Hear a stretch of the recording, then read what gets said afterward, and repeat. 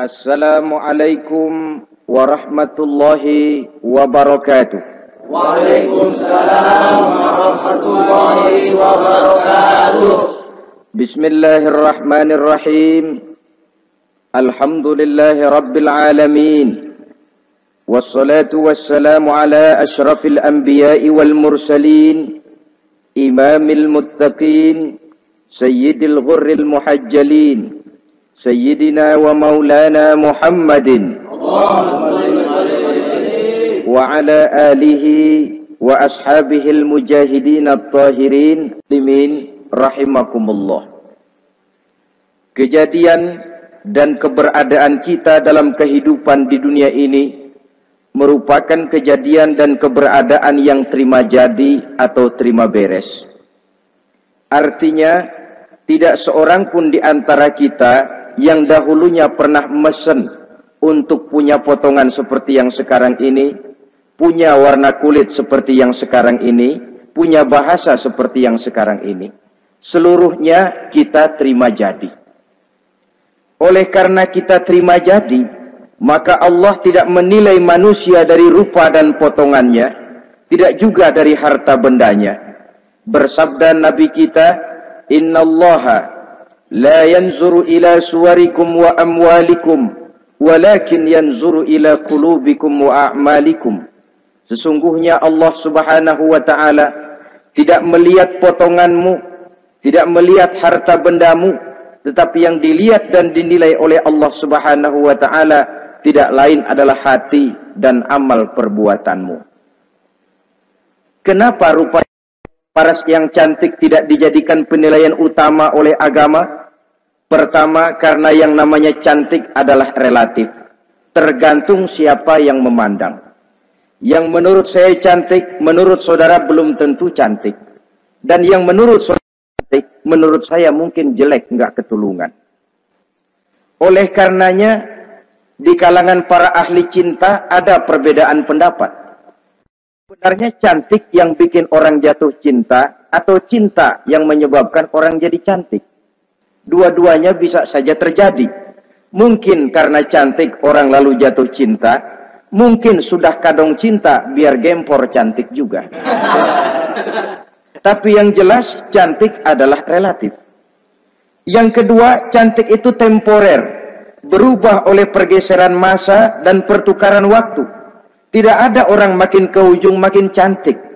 Sekarang dia sedang sweet 17-an. Umur 17-an, of course cantik bukan alam kepala. Seluruh yang ada dalam dirinya menjadi syair di kalangan para remaja.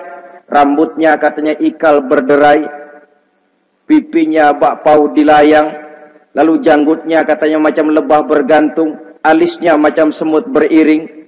Kalau dia senyum orang pada lemes. Itu sekarang 2, 30, 40 tahun yang akan datang, kalau dia senyum mungkin orang lari semua. Cantik itu temporer. Dan yang ketiga, di atas langit masih ada langit lagi. Di atas yang kita anggap cantik, rupanya masih ada yang lebih cantik lagi. Oleh karena itu, penilaian inti dari agama bukan soal potongan, bukan soal harta benda, tapi hati dan amal perbuatan. Alangkah lebih idealnya lagi kalau hati yang baik dan perbuatan yang baik berada pada rupa yang elok juga. Inilah yang dinamakan kecantikan zahir dan batin. Dan ini yang dimiliki oleh Nabi Allah Yusuf alaihi salam yang akan kita bicarakan pada pertemuan kita kali ini. Pantas kalau pada saat kita berdiri di muka cermin, disunahkan kita membaca doa seperti yang diajarkan Nabi, Allahumma kama hassanta khalqi fahassin khuluqi.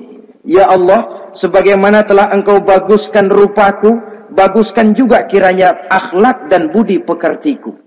Supaya kecantikan zahir diiringi dengan kecantikan batin. So apa gunanya zahir yang cantik kalau batinnya berbahaya? Itu yang orang bilang, apa guna katanya berkain batik kalau tidak dengan kebaya? Apa guna berparas cantik kalau melulu bawa bahaya? Saudara-saudara yang saya hormati, Nabi Yusuf alaihi salam diberikan oleh Allah ketampanan zahir dan batin. Artinya, zahirnya beliau memang tampan, batinnya pun memang beliau adalah baik. Dan inilah kebaikan yang berlipat ganda. Kadang-kadang ada orang yang tampangnya sederhana saja, tapi batinnya baik. Itu lebih baik ketimbang yang zahir dan penampilannya baik, tapi batinnya rusak.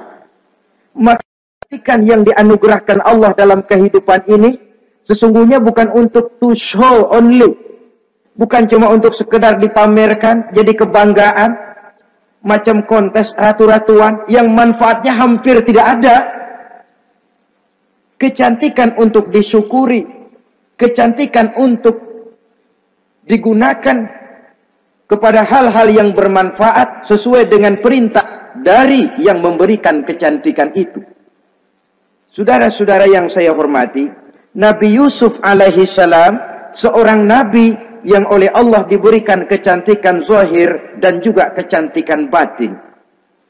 Beliau adalah putra dari Nabi Yakub, dari Nabi Ishak, dan dari Nabi Ibrahim alaihi salam. Artinya, ayah beliau bernama Nabi Yakub, kakeknya adalah Nabi Ishak, dan datuknya adalah Nabi Ibrahim alaihi salam. Ia bersaudara sebanyak 11 orang. Dari orang saudaranya ini hanya satu yang seibu sebapak, yaitu Benyamin. Sedangkan yang lain adalah saudara dari lain ibu. Nah, sejak kecil Nabi Yusuf ini sudah memperlihatkan tanda-tanda bahwa di kelak kemudian hari dia akan tumbuh menjadi seorang besar. Sebab itu wajar kalau ayahnya memberikan perlakuan yang agak istimewa kepada Nabi Yusuf. Dan ini tentu memancing sifat iri dari saudara-saudaranya yang lain. Apalagi pada satu malam Nabi Yusuf di kala remaja itu pernah mimpi. Mimpi ini beliau ceritakan kepada ayahnya. Kata beliau, "Ya abati, inni ra'aitu ahada asyara kawkaba wasyamsa wal qamara ra'aituhum li sajidin." Jadi satu hari Nabi Yusuf cerita kepada ayahnya, "Ayah, saya mimpi." Mimpi apa Yusuf? "Saya melihat dalam tidur saya ada 11 bintang, lalu matahari dan bulan. Saya lihat seluruhnya sujud kepada saya." Ayahnya mendengar mimpi ini, mengerti takwil, lalu pesan kepada Nabi Yusuf, "Yusuf, mimpi ini jangan kau ceritakan kepada saudara-saudaramu. Mereka sudah punya pandangan yang tidak baik kepada dirimu. Kalau ini kau ceritakan, mungkin akan membahayakan bagi dirimu." Sebab rupanya saudara-saudaranya yang lain ini iri hati kepada Nabi Yusuf yang memiliki keistimewaan dan mendapat perhatian istimewa juga dari orang tuanya. Saudara, kita tahu ini sesuatu yang wajar dalam kehidupan. Pepatah bilang, likulli zi ni'matin mahsudun. Tiap kali kita mendapat suatu nikmat, bakal ada orang yang hasud, iri hati, dengki. Itu watak kehidupan. Kalau kita jatuh miskin, orang tepuk tangan. Kalau kita jadi kaya, orang tanya berdukun kemana. Wajar saja, likulli zi ni'matin mahsudun. Tiap kali kita mendapat suatu nikmat, tentu ada yang hasud, ada yang iri, ada yang tidak senang. Begitu juga halnya dengan saudara-saudara Nabi Yusuf alaihi salam. Dan watak iri hati ini tidak cuma tinggal iri hati, mereka buktikan lewat tindakan konkret. Suatu hari mereka musyawarah, saudara-saudara yang iri ini.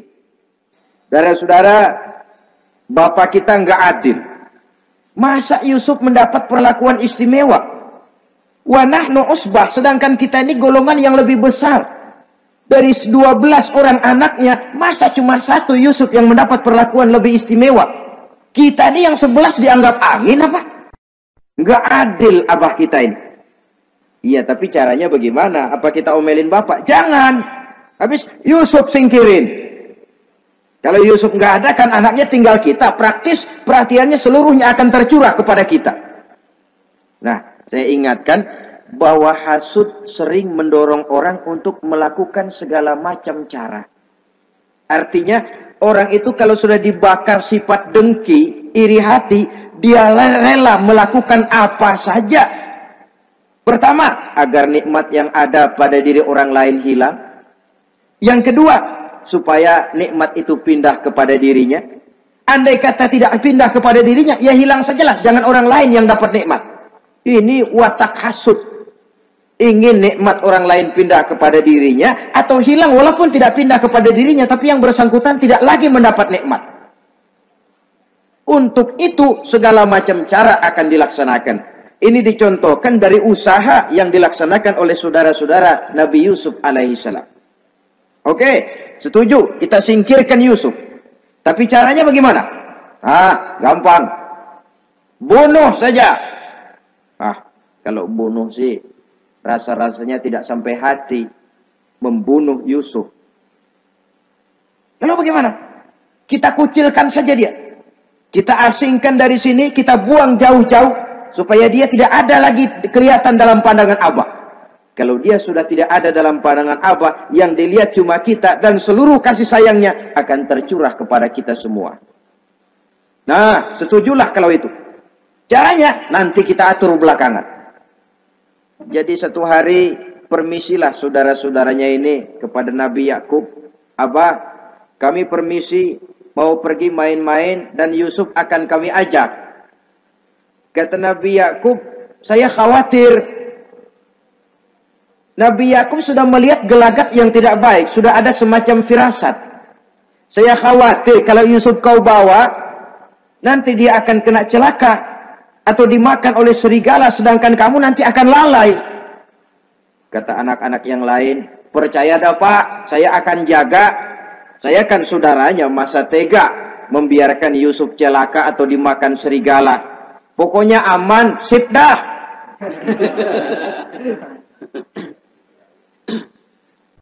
Akhirnya Nabi Yakub mengizinkan. Pergilah 12 bersaudara ini pergi bermain-main. Mula-mula berkejar-kejaran, Yusuf ikut main kejar-kejaran. Lantas buka baju, Yusuf ikut buka baju. Sampai ketika tiba di tepian sebuah sumur tua, rencana yang sudah disepakati itu dilaksanakan. Nabi Yusuf diangkat beramai-ramai, digotong, lalu dimasukkan, diceburkan ke dalam sumur mati itu. Kemudian baju Nabi Yusuf itu mereka basahi dengan darah kambing. Setelah itu mereka pun pulang menemui Nabi Yakub alaihi salam dengan rasa sedih yang dibikin-bikin. Ini penyakit hasud.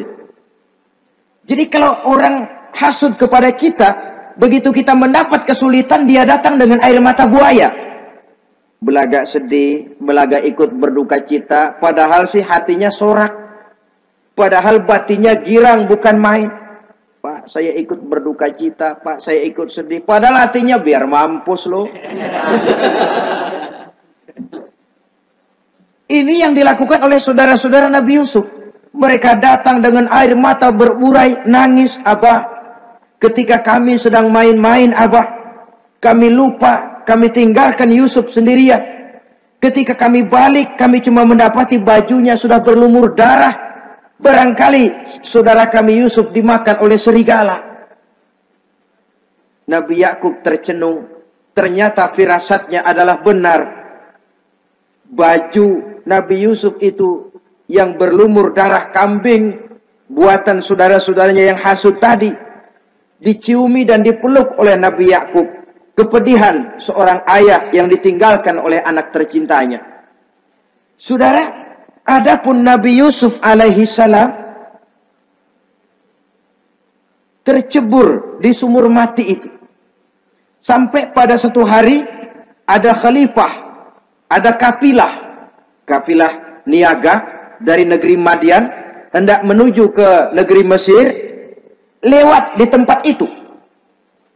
Ketika salah seorang mereka bernama Malik bin Dho'ar hendak mengambil air, timba diturunkan ke dalam sumur. Begitu diangkat, ini air kok berat amat. Makin diangkat, makin berat. Sampai di atas, bukan air, orang isinya. Ada orang di ember. Dia lihat rupanya sangat tampan, elok, cantik. Ini barangkali anak bangsawan ini. Parasnya begini cantik, begini tampan. Ini kalau dijual di Mesir nanti tentu harganya mahal nih. Order nih. Objek. Maka dibawalah Yusuf ini ke negeri Mesir. Setibanya di sana, diperjualbelikan sebagai budak belian. Nah, nasib baik, rupanya Yusuf ini ketika terjadi pelelangan, dibeli oleh seorang pembesar istana, seorang menteri yang bernama Kitfir. Kitfir melihat, ini cantik anak remaja ini. Tampangnya elok, parasnya indah, kelihatannya budi pekertinya pun halus. Kita ambil saja ini, kata Kitfir kepada istrinya Zulaikha. Kita angkat dia jadi anak, siapa tahu nanti dia memberikan manfaat yang besar bagi kita. Baiklah, baiklah. Dan sejak saat itu, Yusuf dipelihara di rumah Kitfir dalam istana yang tinggal bersama istrinya Zulaikha. Menurut satu riwayat, 10 tahun lamanya Nabi Yusuf tinggal di tempat Kitfir. Dan selama 10 tahun itu tentu terjadi perkembangan baik jasmaninya maupun rohaninya. Dari anak-anak ia berubah menjadi remaja, lalu meningkat ke arah dewasa. Makin matang kedewasaannya, makin tampan dan elok parasnya, makin cantik budi pekertinya, ditempa oleh watak kenabian yang disiapkan oleh Allah Subhanahu wa ta'ala. Sehingga tidak heran ketampanan Nabi Yusuf ini lalu jadi buah bibir di kalangan istana. Tidak cuma anak perempuan bangsawan, tidak cuma istri para penguasa, sampai kepada kelompok orang awam selalu berandai-andai, kalau saja andai kata umpama saya bisa berdampingan dengan Yusuf, kalau saja. Kata-kata kalau saja ini keluar dari perempuan-perempuan yang melihat Yusuf alaihissalam. Dan yang unik, kecantikan Nabi Yusuf itu, kalau dia berdampingan dengan orang yang jelek, si jelek ini ikut sedikit cantik. Biasanya kan kalau ada orang ganteng, duduk berdampingan sama orang jelek, makin kelihatan kegantengannya, yang jelek makin demek. Itu biasanya. Tapi kecantikan Nabi Yusuf ini tidak mengangkat orang lain. Nah, rupanya yang tertarik kepada ketampanan Nabi Yusuf ini tidak cuma perempuan-perempuan lain, juga termasuk Siti Zulaikha, istri daripada Kitfir, yang merupakan ibu angkatnya. Kalau pada mulanya Zulaikha merawat Nabi Yusuf sejak kecil dengan harapan nanti akan membawa manfaat. Setelah dilihatnya makin lama makin tampan, makin lama makin cantik, makin lama makin rupawan. Berubah rupanya rasa kasih sayang seorang ibu menjadi kasih sayang seorang perempuan kepada laki-laki. Dia merindukan saat-saat di mana dia bisa mencurahkan rasa hatinya itu kepada Nabi Yusuf alaihi salam. Hampir-hampir nyaris Zulaikha ini, kalau istilah anak muda barangkali, siang jadi kenangan, malam jadi impian. Kemanapun dia pergi, bayangan Yusuf juga yang selalu menggodanya. Selalu ditunggunya saat-saat yang mungkin untuk dia bisa menyampaikan hasrat hatinya kepada Nabi Yusuf alaihi salam. Dan saat itu pun datang. Satu hari Kitfir harus menghadiri persidangan negara. Rumah besarnya lenggang, para pembantu kebetulan tidak seorang pun ada di dalam. Inilah saat yang ditunggu-tunggu oleh Zulaikha. Keluarlah ia dari kamarnya dengan pakaian yang tipis sewarna dengan warna kulitnya, sehingga pakaian dalamnya nyaris tembus. Dengan langkah yang diatur sedemikian rupa, memancing rangsangan, ia datang menghampiri Yusuf alaihi salam. Lalu dengan suara lemas memelas, ia pun memanggil Yusuf. Ada apa tuanku? Sini yang. Kalau bahasa kita. Melihat mendengar suaranya yang lain dari hari-hari biasa.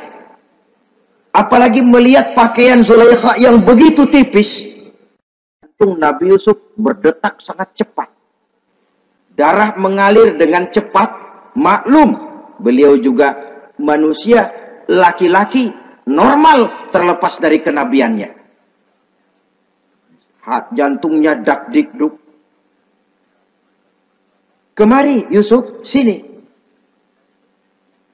Ada apa tuanku? Sudah lama Yusuf. Lama apa tuanku? Saya memendam rindu kepadamu Yusuf. Siang malam engkau juga yang jadi tumpuan harapan saya.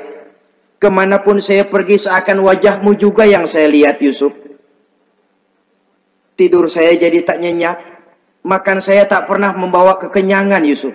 Tidur yang biasanya mendatangkan semangat seolah semuanya pergi meninggalkan saya Yusuf. Hembusan sepoi pagi mengusap bunga merekah dalam taman yang biasanya membawa keindahan, semuanya telah berganti dengan keindahan wajahmu Yusuf. Sinilah sebentar, penuhi hasrat hati saya. Saya segan tuanku. Segan kenapa Yusuf? Saya tidak mau mengkhianati tuan saya yang telah berbuat baik kepada saya. Apakah saya juga tidak pernah berbuat baik kepadamu? Benar, tuan juga berbuat baik kepada saya. Tapi pantang saya mengkhianati majikan saya. Yusuf, sekarang kesempatan yang baik. Kitfir, suami saya, sedang menghadiri persidangan penting di negara, di istana, dan rasanya akan lama dia baru kembali. Sementara para pembantu kita tidak ada di sini. Saya malu tuanku, saya segan. Malu kepada siapa? Tidak ada yang tahu, tidak ada yang lihat. Allah. Saya takut, saya malu kepada Allah tuanku. Padahal kalau menurut ukuran hati, Quran menjelaskan walaqad hammat bihi wa hamma biha. Sebenarnya Zulaikha cinta kepada Yusuf, Yusuf pun senang kepada Zulaikha. Itu iblis sibuk bukan main memasang jerat, pasang besi berani biar pada nyetrum.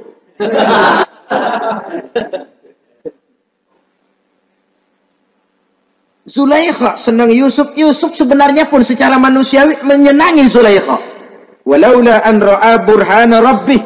Tapi Yusuf ketika itu melihat larangan Allah, peringatan Allah. Seolah-olah dia lihat Allah mengatakan, Yusuf, ini letter S. Dilarang parkir di sini. Menurut satu riwayat, Nabi Yusuf melihat ayahnya, Nabi Yakub, melambai-lambaikan tangan menyetok. Seolah-olah melarang dia meneruskan langkahnya. Riwayat lain menjelaskan, seolah-olah Nabi Yusuf dibisiki oleh malaikat Jibril. Yusuf, kalau kamu kalah sekarang, kamu sama saja gajah kemasukan semut di kupingnya terus mati. Tapi kalau kamu menang, kamu adalah gajah yang tidak terkalahkan. Ada semut mati oleh, ada gajah mati oleh semut. Alangkah memalukan. Binatang yang begitu besar jatuh hanya oleh binatang yang begitu kecil.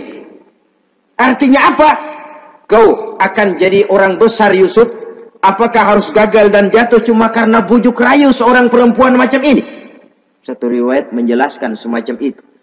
Sehingga mantap Yusuf, maaf tuanku, saya malu kepada manusia, saya malu kepada majikan, tapi saya lebih malu lagi kepada Allah.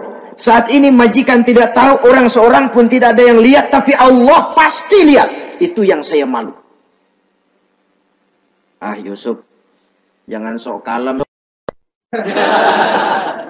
Mumpung situasi mengizinkan, mubazir nih. Zulaikha pun berangkat pergi ke tempat pembaringan, ke tempat tidur. Lalu dengan pose yang merangsang, aduhai, melambai-lambaikan tangannya, hai talak, Yusuf sini, Yusuf kemari. Nabi Yusuf dipelihara oleh Allah. Ketika Nabi Yusuf tetap menampakkan keengganannya, Zulaikha jadi berang. Ya namanya istri pembesar ditolak oleh anak muda yang menurut penilaian dia nggak ada apa-apanya. Lu kan kecemplung di sumur, gua pungutin. Cuma sekedar segini aja nggak mau nurutin, kebangetan amat. Bukan Zulaikha kalau nggak nekat. Dia bangun dari pembaringannya, gemes, dia hampiri Yusuf. Kalau cara kita diunyeng Yusuf itu. Dipaksa Nabi Yusuf berlari ke arah pintu, ditarik bajunya dari belakang oleh Zulaikha, sobek belakang bajunya ini. Begitu baju sobek, pintu terbuka, Kitfir suami Zulaikha datang. Orang Arab bilang yumsak mablul, ketangkep basah. Ketangkep basah. Merah pada muka Zulaikha, sementara Kitfir pun matanya merah. Tapi Nabi Yusuf tenang-tenang saja. Ya wong nggak salah. Tenang-tenang saja Nabi Yusuf. Bukan tenang karena pengalaman, tenang karena memang tidak berbuat yang negatif. Kadang-kadang ada juga yang tenang tapi pengalaman. Oh, buaya itu. Kita ketahuan kepentok, ketangkep hansip, anteng aja. Itu bukan nggak salah, badak. Nabi Yusuf tenang karena memang tidak berbuat salah apapun. Nabi Yusuf tenang karena yakin dirinya benar. Sehingga mantap menghadapi kedatangan Kitfir yang sangat tiba-tiba itu. Adapun Zulaikha, ketika melihat suaminya berdiri di muka pintu, cepat-cepat dia berubah siasat. Inilah salah satu kelihayan makhluk bernama perempuan. Dia pandai bersalin rupa, dia pandai bermain minyak di atas air. Melihat suaminya datang, roman mukanya pun menjadi sedih, air mata berurai membasahi pipi. Papa, katanya. Apa balasan bagi orang yang mau menistakan istri papa? Maksudmu apa, Zulaikha? Yusuf gile. Dia mencari kesempatan dalam kesempitan. Dia mau menodai kehormatan saya. Dia hendak memperkosa saya. Kata Nabi Yusuf, bukan saya, Tuan. Saya enggak. Yang benar Yusuf, enggak. Zulaikha yang memaksa saya. Betul Zulaikha, tidak. Yusuf yang memaksa saya. Sampai akhirnya salah seorang dari isi rumah itu memberikan jalan keluar. Tuan Kitfir, begini saja. Sulit memang untuk dilacak kebenarannya. Cuma periksa saja baju Yusuf. Kalau bajunya sobek di belakang, Yusuf benar. Zulaikha salah. Kalau baju Yusuf sobeknya di depan, Zulaikha yang benar, Yusuf yang salah. Nah, apa artinya itu? Kalau bajunya sobek di belakang kan artinya Yusuf kabur, ditarik dari belakang. Tapi kalau bajunya sobek di depan, itu artinya Zulaikha nyakar-nyakarin baju Yusuf dari depan. Lihat saja, pokoknya kalau bajunya sobek di belakang, Yusuf benar, Zulaikha salah. Kalau baju Yusuf sobek di depan, Yusuf salah, Zulaikha benar. Ketika diperiksa, dicek bajunya, betul sobek di belakang. Artinya Yusuf benar, Zulaikha yang salah. Kata Kitfir, Zulaikha, jelas sudah bagaimana kejadian yang sebenarnya. Oleh karena itu, bertaubatlah kamu kepada Allah. Dan kau Yusuf, jangan ceritakan peristiwa aib ini kepada siapapun. Untuk menjaga nama baik kita bersama. Baik Tuan. Saudara-saudara kaum muslimin yang saya hormati. Tapi ya bagaimana? Serapi-rapinya menyimpan barang busuk, toh akhirnya tercium juga. Gosip ini akhirnya tersiar di mana-mana, terutama di kalangan para pembesar. Sehingga kalau kumpul para istri pejabat, Zulaikha jadi bahan gunjingan. Bukan main bini menteri demen sama budaknya. Nggak salah apa tuh? Jadi bahan ejekan. Ya sebab tentu ukuran mereka yang belum pernah ngelihat Yusuf, kalau duren ketemu duren dong. Masa duren ketemu ketimun ya bonyok. Artinya nggak seimbang. Masa istri bangsawan tergila-gila sama anak angkatnya, sama budak beliannya, nggak masuk rasio itu. Zulaikha dengar berita macam itu. Sampai dalam hatinya, pantas saja kamu ngenyek saya, kamu meremehkan saya, karena kamu belum pernah lihat potongan Yusuf bagaimana. Akhirnya dalam hati Siti Zulaikha ini timbul semacam dendam. Suatu saat gua kerjain loh. Caranya gimana? Satu hari para istri bangsawan ini diundang ke tempat Siti Zulaikha. Duduk di satu ruangan luas. Setelah duduk dihidangkan makanan. Makanannya aneh. Cuma buah sama pisau. Ketika buah dan pisau sudah siap, satu orang satu, satu orang satu, satu orang satu. Ketika mereka sedang mengupas itu, Zulaikha berkata kepada Nabi Yusuf, Yusuf, kau jalan dari sini ke sana, melintas. Kayak peragawati gitu. Nah, untuk apa Tuhan? Pokoknya jalan aja dah. Nabi Yusuf jalan.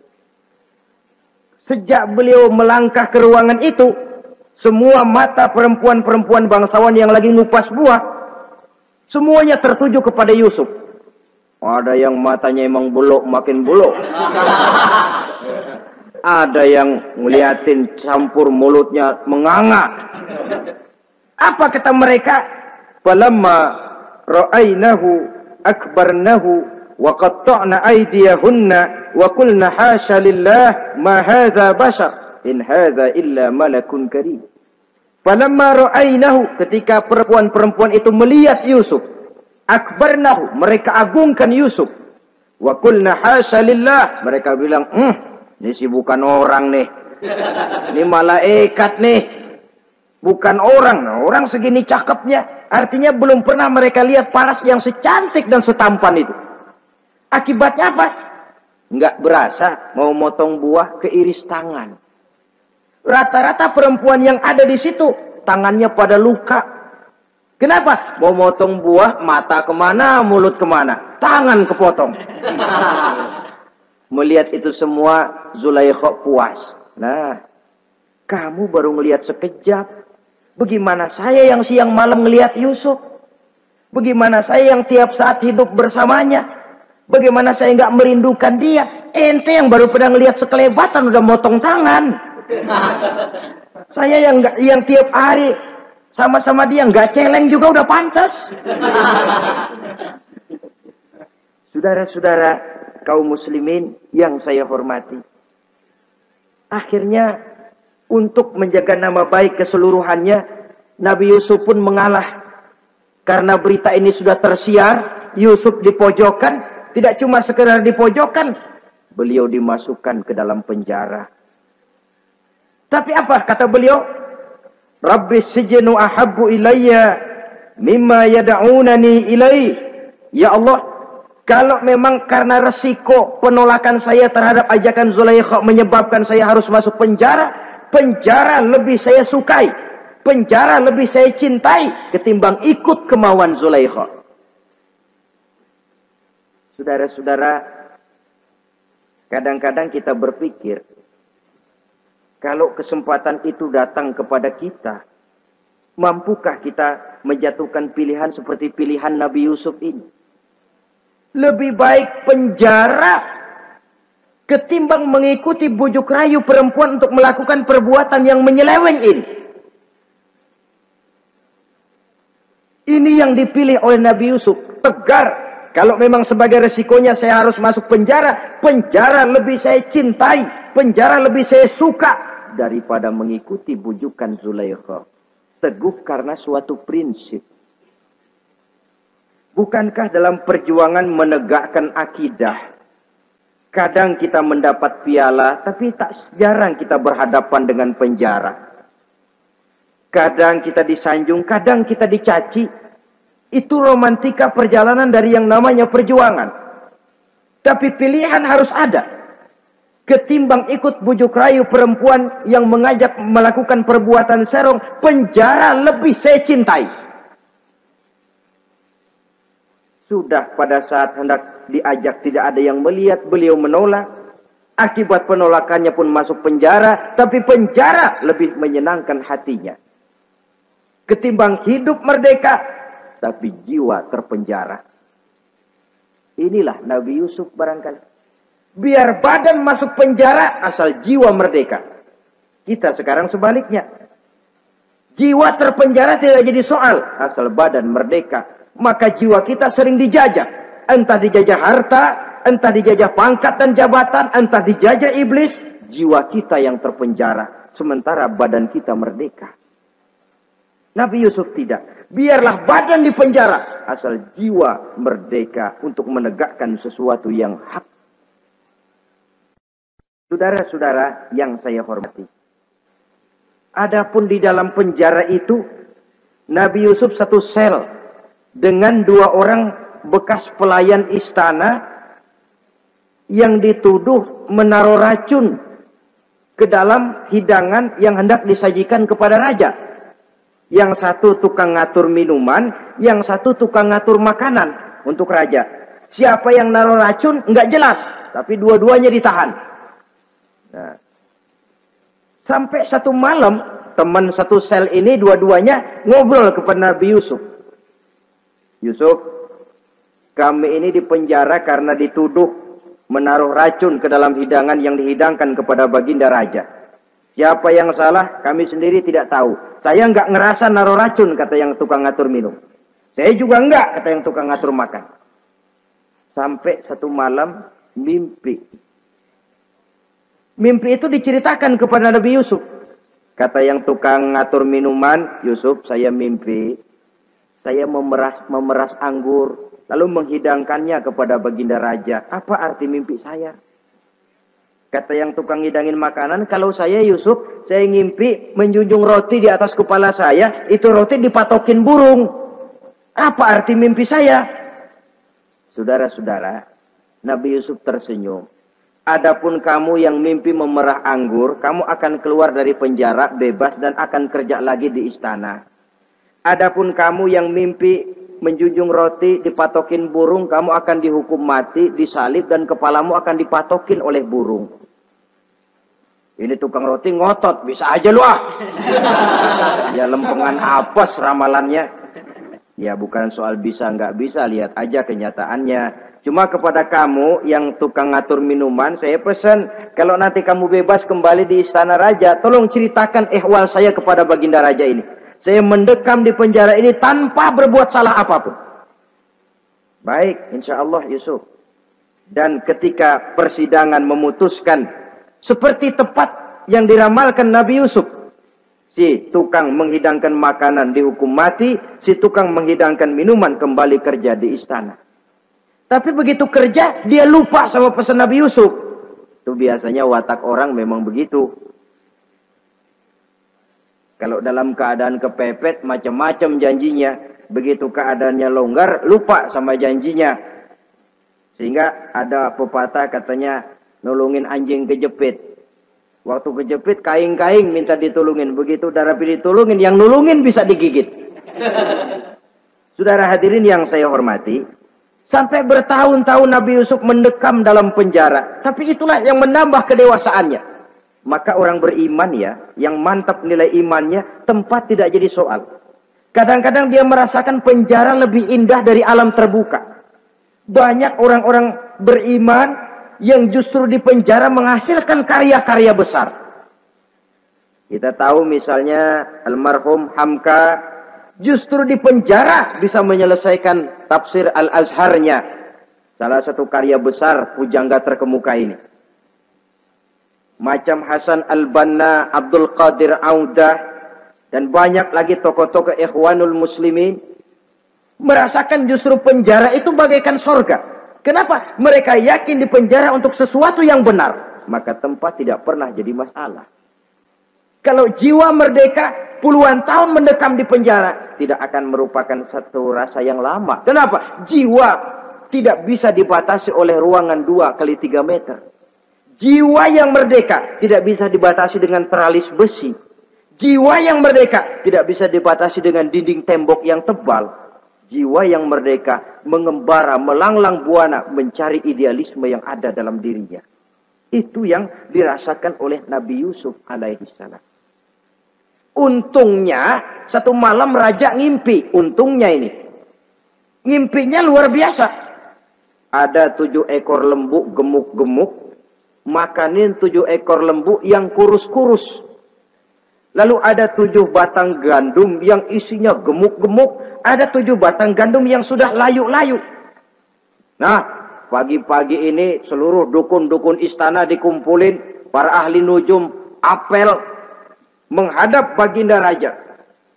Nujum, dukun, ada apa Tuan Raja? Tadi malam saya ngimpi. Ada 7 ekor lembu gemuk-gemuk memakan 7 ekor lembu yang kurus-kurus. Coba takwilkan apa arti mimpi saya itu. Dukun kata, baru tumben nih, aku dengar mimpi begini. Kata Nujum ditanya Nujum godek. Ah, Tuan Raja itu mah kembang tidur aja kali ah. Tidak seorang pun yang mampu mentakwilkan arti mimpi baginda. Sampai tukang minuman dengar lapor. Tuan Raja, ada apa, Mas? Saya waktu di penjara, ada seorang anak muda namanya Yusuf, dia mentakwilkan mimpi saya dan pas seperti takwilnya. Ah, panggil Yusuf. Dipanggil Yusuf. Dibukain pintu penjara, masuk tukang anggur, tukang minuman ini. Yusuf, ente, iya. Kemana aja? Itu dia Yusuf, kelupaan. Iya, kalau kelupaan sehari 2 hari barangkali bisa ditolerir. Kelupaan bisa tahunan. Cuma begitu dengar ada mimpi, pikir tukang minuman. Ah, kali aja ini Yusuf bisa takwilkan, kan jasa saya nemuin Raja sama Yusuf kan. Komisi lumayan. Begini Yusuf, baginda raja mimpi begini-begini. Barangkali kau bisa takwilkan, kau dipanggil menghadap Tuan Raja. Berangkatlah Yusuf menghadap Tuan Raja. Sesampainya di sana, mohon maaf Tuan Raja.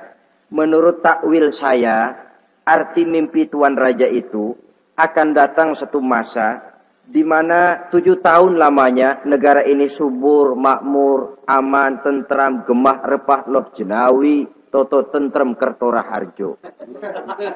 Tapi akan datang setelah itu 7 tahun lamanya di mana musim kemarau membahana, tanah menjadi kering gagal, rakyat diancam kelaparan. Dan kita harus siap-siap untuk itu. Itu takwil mimpi Tuhan. Caranya bagaimana Yusuf mengatasi krisis kelaparan ini? Ya kita bikinlah gudang-gudang untuk menyimpan makanan. Kalau lagi panen jangan mumpung. Ingat pada suatu saat kita akan paceklik.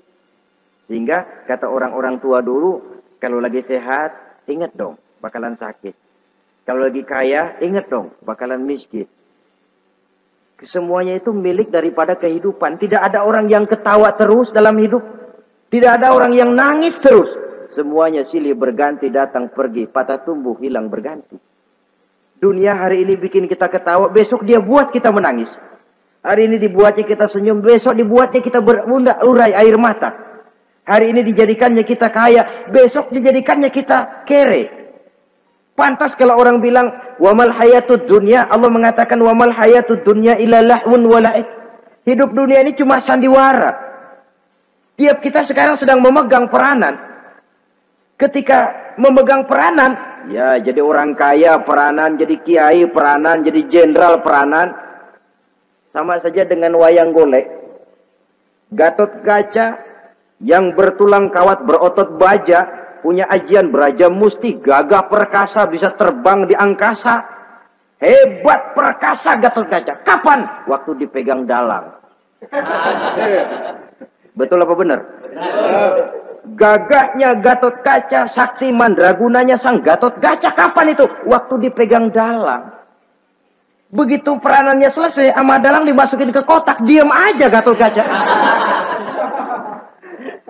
Terbang kek? Enggak, diam aja. Begitulah kehidupan ini. Gagah kita menyandang bintang 4 di pundak. Gagah kita membawa harta yang banyak. Gagah kita membawa jabatan ini dan itu. Waktu oleh sang sutradara dimasukkan ke dalam lubang yang luasnya tidak lebih 1 kali 2 meter. Nggak bekutik. Nggak ada yang lawan. Jenderal yang berbintang 4 dilonjorin, dia yang lihat anteng aja. Habis peranan sudah sampai di situ. Jadi itu wajar. Kata Nabi Yusuf, kalau lagi panen, ingat pada suatu saat kita akan paceklik. Jangan giliran panen besar. Di daerah-daerah kita lihat, sudah panen pesta pora. Bukan bersyukur kepada Allah. Tapi kegembiraan itu diwujudkan dalam bentuk lain. Tontonan yang membuat lupa diri, bermabuk-mabukan. Sehingga kadang-kadang kalau di daerah itu katanya kalau musim panen, musim kawin. Musim paceklik, musim cerai. Saudara-saudara kaum muslimin yang saya hormati. Karena itu, dalam satu hadis Nabi ingatkan, ta'arraf ilallah firraha ya'rifka fisyiddah. Ingatlah kepada Allah di waktu kamu senang, supaya Allah ingat kepadamu waktu kamu susah. Kalau waktu senang kita lupa kepada Allah, ya wajar. Kalau waktu susah, Allah juga lupain kita. Dalam terjemahannya dengan kehidupan beragama, wa man a'rada an zikri fa inna lahu ma'isyatan dhanka wa nahsyuruhu yaumal qiyamati a'ma. Siapa yang berpaling daripada peringatanku, kata Allah, aku akan berikan dia penghidupan dan kehidupan yang sempit. Sempit itu apa lalu tidak punya duit? Punya duit. Apa tidak punya harta? Banyak harta. Tapi banyaknya harta, tumpukan duit tidak membuat hatinya makin luas. Tidak membuat hidupnya makin lapang. Sempit, sempit, dan sempit. Itu azab. Yang paling celaka, wa nahsyuruhu yaumal qiyamati a'ma. Di akhirat kami kumpulkan dia bersama orang-orang buta. Allahu Akbar. Di padang mahsyar, dikala orang sibuk, pusing dengan urusan masing-masing, buta lagi. Yang nggak buta aja pusing. Mereka teriak-teriak, qala rabbi lima hasyartani a'ma wa qad kuntu basira. Ya Allah, kenapa kami buta padahal waktu di dunia kami melihat? Allah jawabnya enak aja. Kadzalika atatka ayatuna fanasitaha wa kadzalika al-yauma tunsa. Rasain dulu. Dulu waktu di dunia datang peringatanku pada belaga pilon, kamu lupakan, sekarang juga pantas kamu dilupakan. Waktu susah kamu lupa, waktu senang kamu lupa Allah. Waktu susah juga pantas kamu dilupakan Allah. Waktu di dunia kau berpaling dari peringatan Allah. Kalau sekarang Allah berpaling kepadamu juga adil. Walaupun kalau Allah mau tidak berpaling juga adil. Sebab Allah itu mutlak.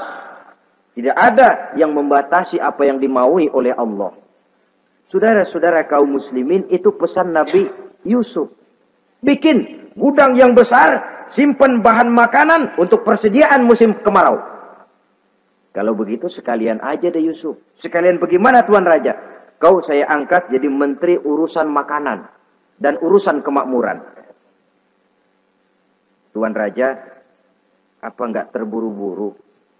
Kau bisa mentakwilkan mimpi saya, bahkan kau bisa mencari jalan keluar.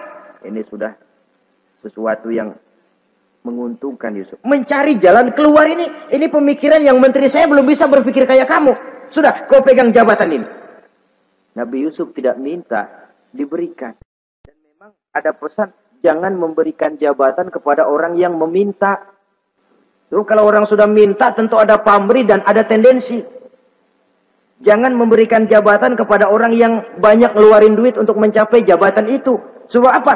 Kalau orang mendapat satu jabatan karena banyak ngeluarin duit, maka pekerjaan pertama yang akan dilakukan setelah mencapai jabatan itu ialah dia akan berpikir bagaimana caranya biar modal gua pulang.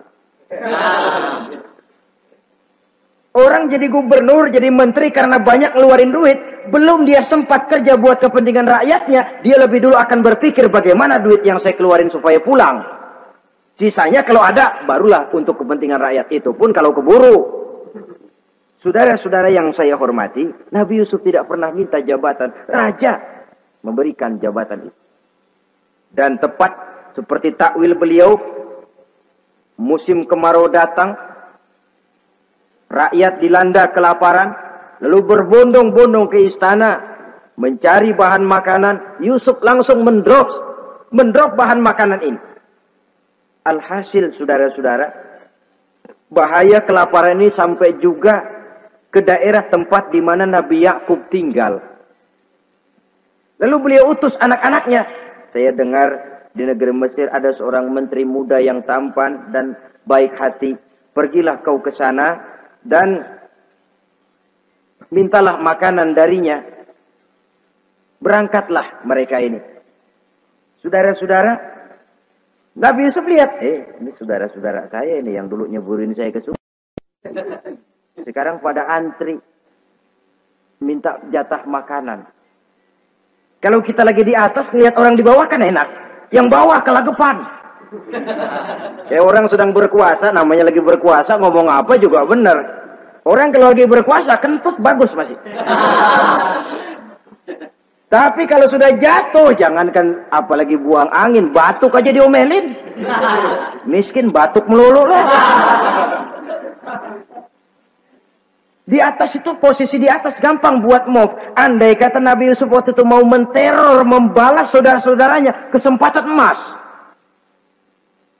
Tapi memang hatinya, hati yang mulia, jiwanya jiwa yang besar. Diberinya saudara-saudaranya itu makanan. Tapi dia tidak memperkenalkan diri dan saudaranya pun tidak mengenali kalau itu Yusuf. Kalau kita kan yang enak. Ingat nggak dulu? Saya diceburin ke sumur. Sekarang gantian ya. Ayo baris lo, gue ceburin atu-atu. Nabi Yusuf tidak. Diberinya saudaranya makanan. Lalu pesan.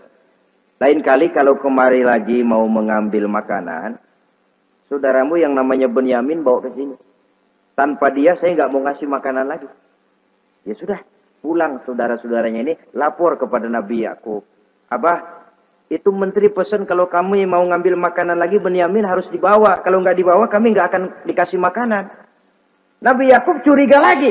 Dulu Yusuf hilang. Sekarang nih Benyamin ini saudara sekandung Nabi Yusuf. Kalau yang lain satu bapak lain ibu. Tapi dengan Benyamin ini satu ibu satu bapak. Ini Benyamin mau digituin lagi. Bagaimana? Pokoknya Pak yang dulu-dulu kami udah tobat dah. Sekarang mah bener-bener banget dah nih. Biasanya sekali lancung ke ujian itu, seumur hidup orang nggak percaya. Sampai akhirnya Benyamin pun dibawa ke sana.